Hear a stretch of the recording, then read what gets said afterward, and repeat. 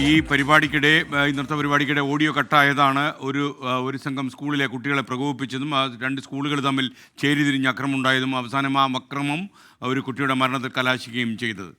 Shahad Rahman Kozhikode medical college ആശുപത്രിയിൽ ഇപ്പോഴുണ്ട്. ഷഹദ് റഹ്മാൻ നമുക്കൊപ്പം ചേരുകയാണ്. ഷഹദെ, യഥാർത്ഥത്തിൽ ഈ പരിപാടിക്കിടയിൽ ഉണ്ടായ തർക്കമാണോ, കൂവി വിളിച്ചു എന്നുള്ള തർക്കമാണോ ഈ അക്രമത്തിന് കാരണമായത്? ഈ കാര്യത്തിൽ കുറെ കൂടി ഇപ്പോൾ വ്യക്തത വന്നിട്ടുണ്ട്. കാരണം അല്പസമയം മുൻപ് ഈ ഷഹബാസ് ഉൾപ്പെടെയുള്ള ആളുകൾ പഠിച്ച സ്കൂളിലെ അധ്യാപകരൊക്കെ ഇപ്പോൾ ഈ മെഡിക്കൽ കോളേജ് മോർച്ചറിക്ക് സമീപം എത്തിയിട്ടുണ്ട്.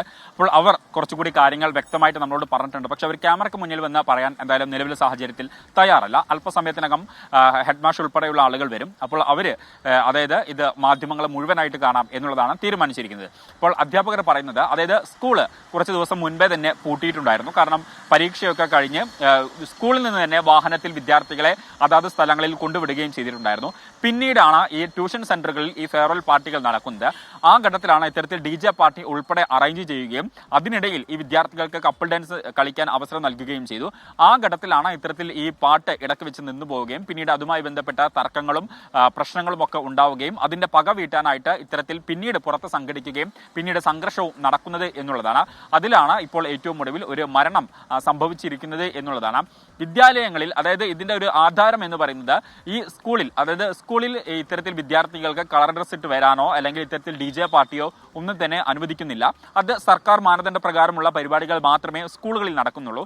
എന്നാൽ തൊട്ടടുത്തുള്ള ട്യൂഷൻ സെന്ററുകൾ, കാരണം ഇവിടെ വ്യാപകമായിട്ട് കുറെ അധികം ട്യൂഷൻ സെന്ററുകളുണ്ട്. അപ്പോൾ ഈ ട്യൂഷൻ സെന്ററുകൾ വിദ്യാർത്ഥികളെ ആകർഷിക്കുവാൻ വേണ്ടി പലതരത്തിലുള്ള പരിപാടികൾ സംഘടിപ്പിക്കാറുണ്ട്. അത്തരത്തിൽ കുറെ അധികം വിദ്യാർത്ഥികൾ, കഴിഞ്ഞ വർഷം കുറെ അധികം വിദ്യാർത്ഥികൾ ഈ ട്യൂഷൻ സെന്ററിൽ ചെന്ന് ചേരുന്നു. കാരണം വിദ്യാർത്ഥികളെ ആകർഷിക്കുന്ന രീതിയിൽ അല്ലെങ്കിൽ വിദ്യാർത്ഥികൾക്ക് കുറെ കൂടി താല്പര്യമുണ്ടാകുന്ന, അത് ന്യൂ ജെൻ വേർഷനായിട്ട് ഈ വിദ്യാർത്ഥികൾ ആകർഷിക്കുന്ന തരത്തിൽ പല പരിപാടികൾ ഈ ട്യൂഷൻ സെന്ററിൽ സംഘടിപ്പിക്കുന്നുണ്ട്. അതിന്റെ അടിസ്ഥാനത്തിലാണ് വിദ്യാർത്ഥികൾ കുറെ അധികം, അതായത് 20-ലധികം വിദ്യാർത്ഥികൾ ഒറ്റയടിക്ക് ചേക്കേറുന്ന ഒരു സാഹചര്യം ഉണ്ടായി എന്നുള്ളതാണ് പറയുന്നത്. അപ്പോൾ അങ്ങനെ ഉണ്ടാവുകയും പിന്നീട് അവിടെ നടന്ന സംഭവങ്ങളുമാണ്.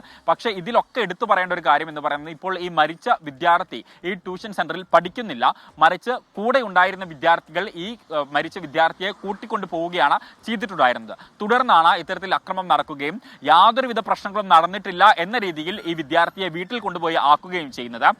തുടർന്ന് വീട്ടുകാർ കുട്ടിയുടെ വായിൽ നിന്ന് നുരയും പതയും വരുന്നത് കണ്ട് ആശുപത്രിയിൽ പ്രവേശിപ്പിക്കുകയും അവിടെ നിന്നും കോഴിക്കോട് മെഡിക്കൽ കോളേജ് ആശുപത്രിയിലേക്ക് മാറ്റണം എന്ന് പറയുമ്പോഴാണ് ഇതിന്റെ സീരിയസ്നെസ് എത്രത്തോളമാണ് എന്നുള്ളത് വീട്ടുകാർ പോലും അറിയുന്നത് എന്നുള്ളതാണ്. അതായത് ഈ കൃത്യം നിർവഹിച്ചതിന് ശേഷം ഇതൊന്നും തന്നെ ആരെയും അറിയിക്കാതെ വീട്ടിൽ കൊണ്ടുപോയി ആക്കി എന്നുള്ളത് വലിയ ഗുരുതരമായിട്ടുള്ള ഒരു തെറ്റാണ് എന്നുള്ളതാണ് എടുത്തു പറയേണ്ട ഒരു കാര്യം. ഞാൻ നിൽക്കുന്നത് കോഴിക്കോട് മെഡിക്കൽ കോളേജ് ആശുപത്രിക്ക് മുൻപിലുള്ള മോർച്ചറിയിലാണ്.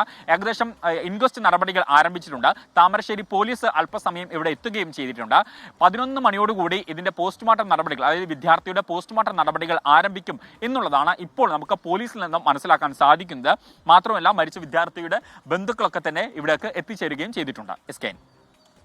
ഷഹദ് റഹ്മാനാണ് കോഴിക്കോട് മെഡിക്കൽ കോളേജ് ആശുപത്രി വിവരങ്ങൾ നൽകിയത്.